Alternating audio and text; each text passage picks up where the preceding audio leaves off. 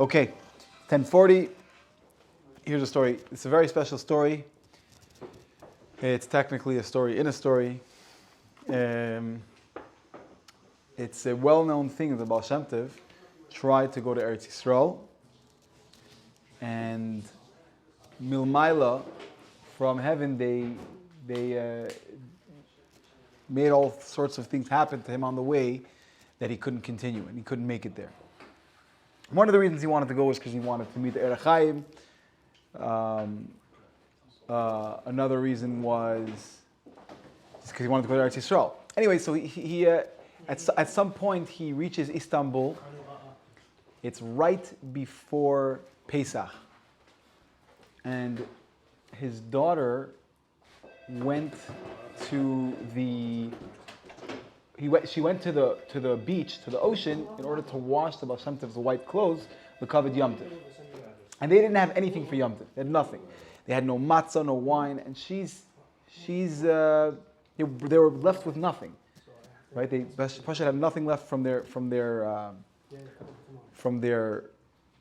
provisions for the journey, and so she's washing clothing over there, and she's crying. She's crying about the fact that we don't even know what they're going to do for Yom Tov, and it's the Seder, and this is Yom Tov, one of the most important times of the year. And she's sitting there and crying. Meanwhile, a rich merchant gets off a ship over there. He was a God-fearing Jew, and he sees a young Jewish girl crying. So he goes over and asks her what happens, and she tells him what's going on. So he says, "Don't worry, come to me, and you'll have all your provisions, everything you need for the Seder. I'm going to take care of you guys." And she told him, when she was telling him what was going on, she said, "My father's a very holy man, and he, we tried to go to Eretz Yisrael, and we're left with nothing." Anyway, so she runs, tells her father comes. Now, it was already after Chatzos. This is an interesting part of the story I don't really understand fully, but so he couldn't eat bread, but he also couldn't eat matzah, because you're supposed to wait to eat matzah until the Seder. So it says they had wine, so he drank wine, and he went to sleep. So, wine you allowed to have before the Seder? But you're not supposed to have wine. Right. So you're not really supposed. That's a minhag, though. You're not supposed to have any of the ingredients of the Seder, but that's already a minhag. It's not halachically binding.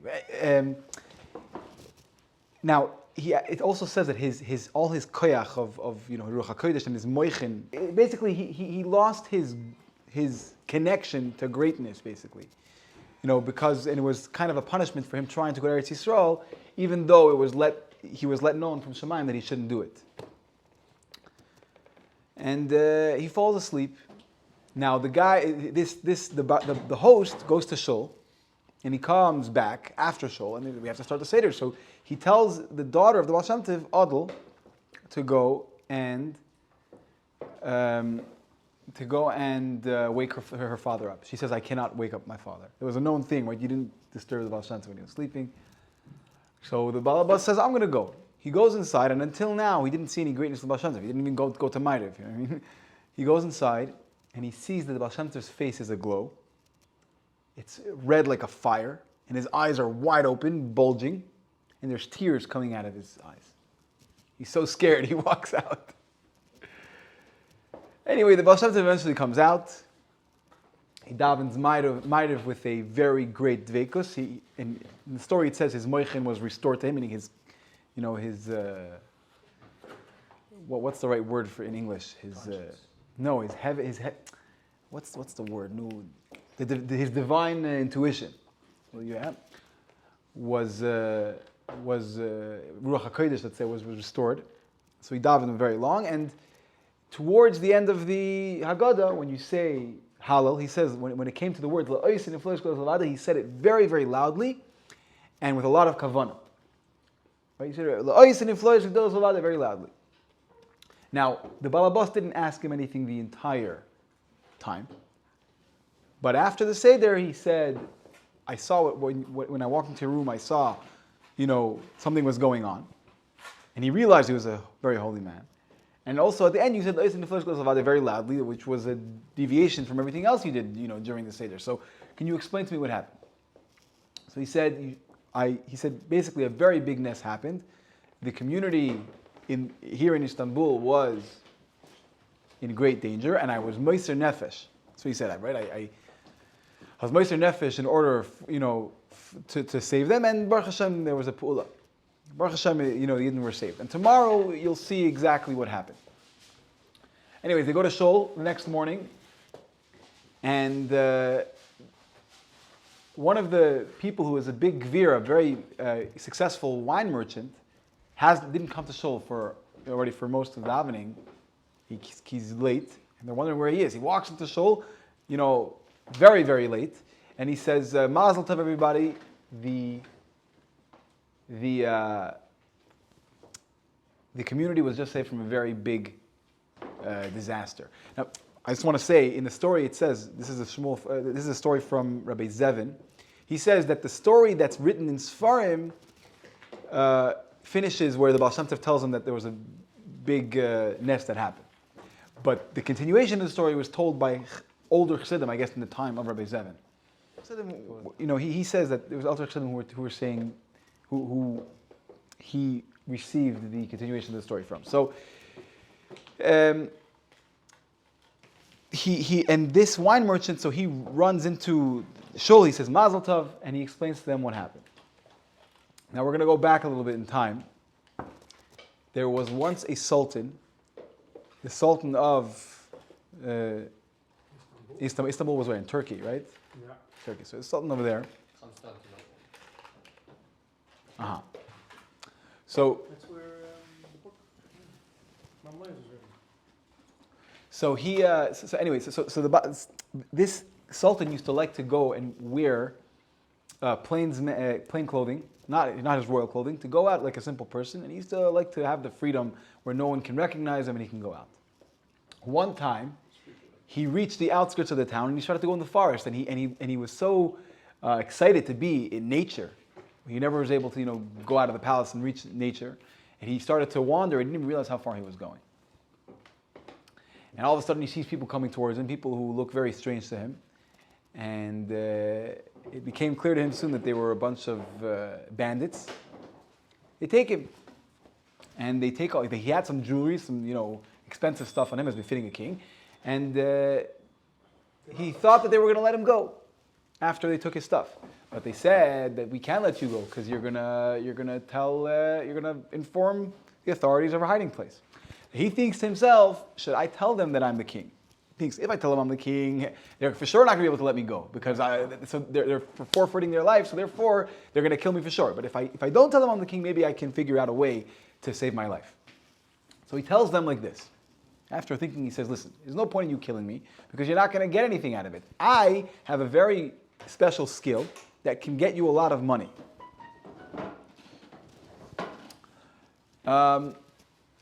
What is that? They ask him. So he says, I can take very basic mats and I can work on them and turn them into masterpieces that only people with a very, very keen eye will appreciate.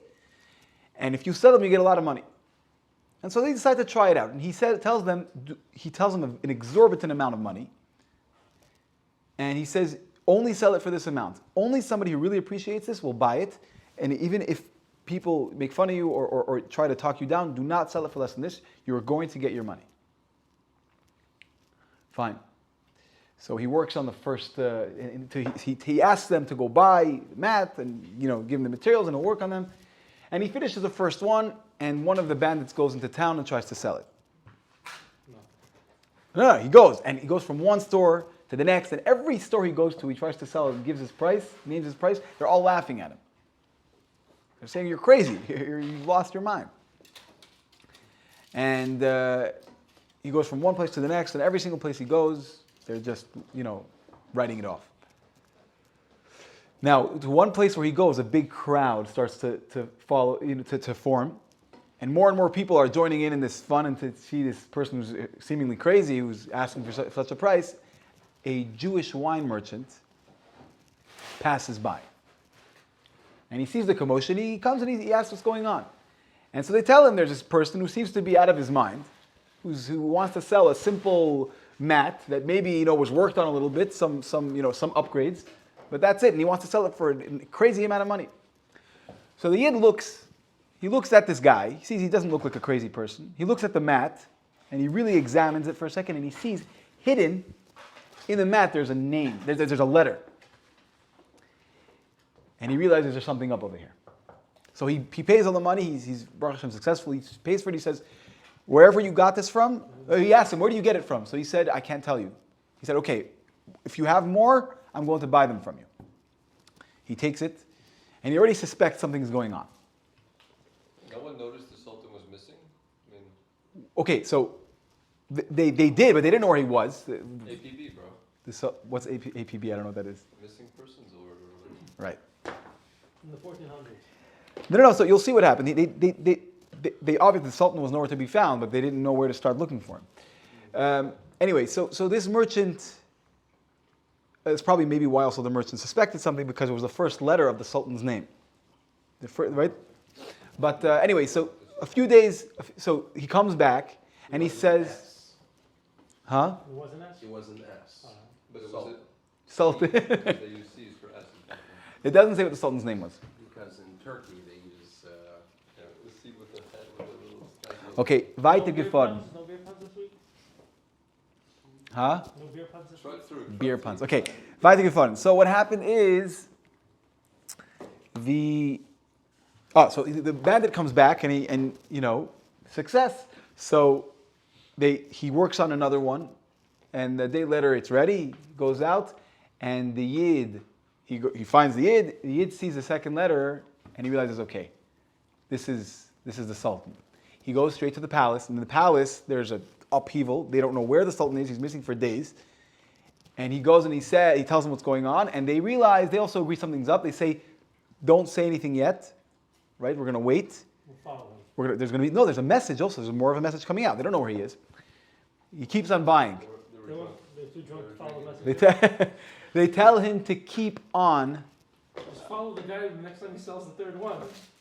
Well, he might detect that they're being followed. Anyway, I'm not sure, but they decided, after thinking about it, they decided that they were going to wait. They asked the Yid to buy all of them, and then they would see what they would do. And so the name gets spelled out, and he writes also the location of where he is. I guess he was able to give them some kind of idea where they were. And they send soldiers.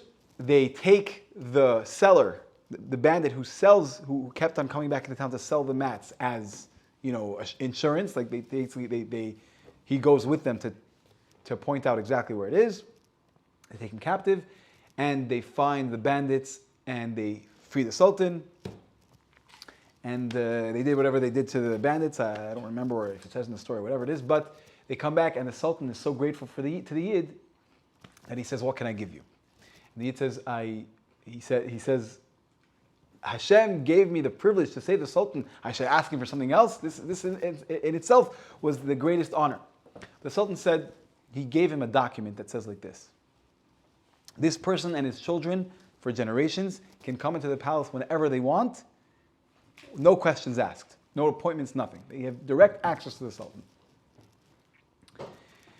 Anyway, this wasn't used ever, and the Sultan and the wine merchant eventually pass away, ripe old age, and the Sultan's son becomes a Sultan, and the wine merchant's son continues the business, the wine business. Searching for art, basically.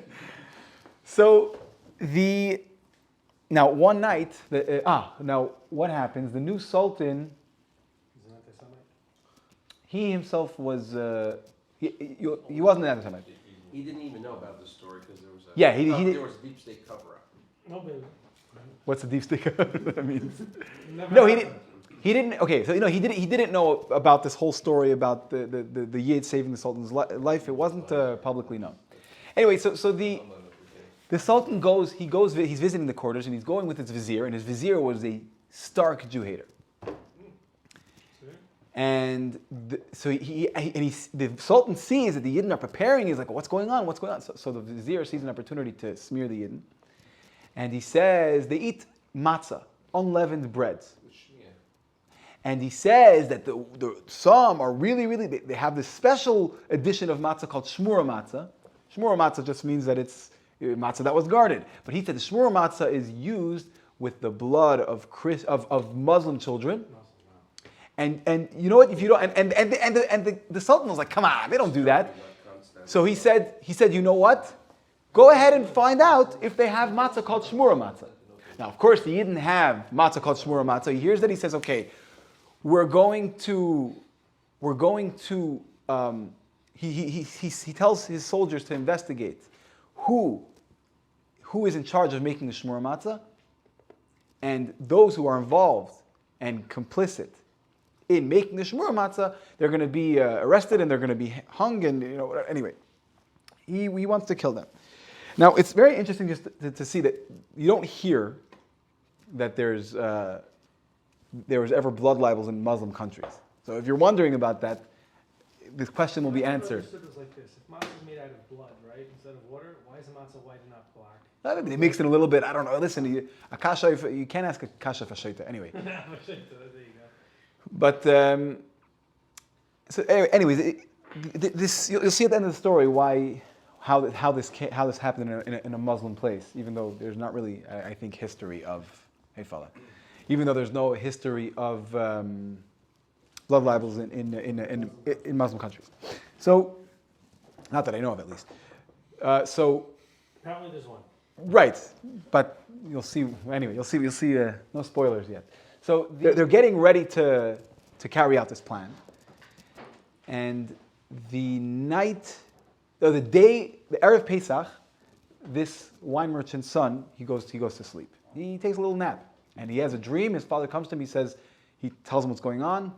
The vizier, he's plotting against the Yidden, and there's a very great danger. You have this note. Go to the sultan now and speak to him, and you should tell him that the blood libel is nonsense, and that the vizier is actually not even Muslim. He's actually a Christian. And so he carried it over. He's a Christian, and if you want to find out how, if you want to verify that he's a Christian, you'll see if you go when he's sleeping, he wears a cross around his neck. So he wakes up and he's like, okay, this is baloney. It's a dream. So and he starts getting ready for the Seder, and all of a sudden, in the middle of his preparations, he falls asleep again. And this time, his father comes again and tells him the same exact thing. And when he wakes up, he realizes something's going on. He goes straight to the palace, but he doesn't want to. He doesn't want to go directly to the sultan. He asked the people in the palace to allow him to speak to the sultan's mother. So he goes to the sultan's mother and he tells her what happened, and she remembers the story of the sultan being saved. So she goes to her son, but she suspected maybe the dream was just nonsense. So she says that your father came to me and said that you did something very bad. Did you do anything wrong? So in a dream, right? So he says, I'm not doing anything wrong. So she says maybe something regarding the Jews. So he says, yes, I did something to the Jews, but it's not bad. They use blood of Muslim children for their unleavened cakes. So she realized that what the Yid said was correct. So she reveals to him what really happened. The Yid came to her and talking about this dream, and he tells her about the. She tells him.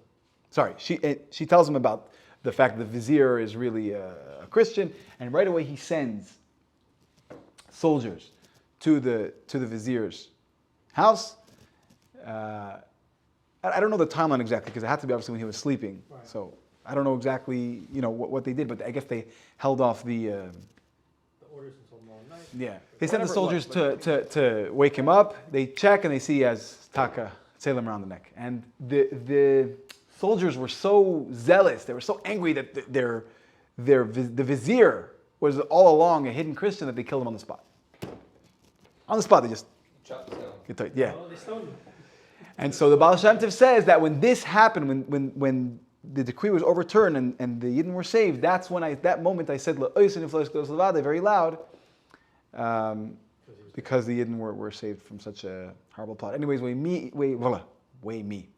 we witness miracles in our lives as well. We may. And Blood libels this year. what? Exactly. Thank you everybody for joining.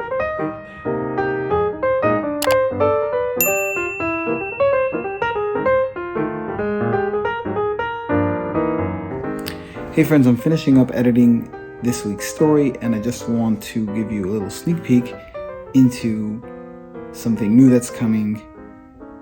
It has to do with Parsha, and it has to do with a barber shop. Don't get too confused, you will soon see what I'm talking about. Stay tuned. I find that very often, you just get these amazing questions.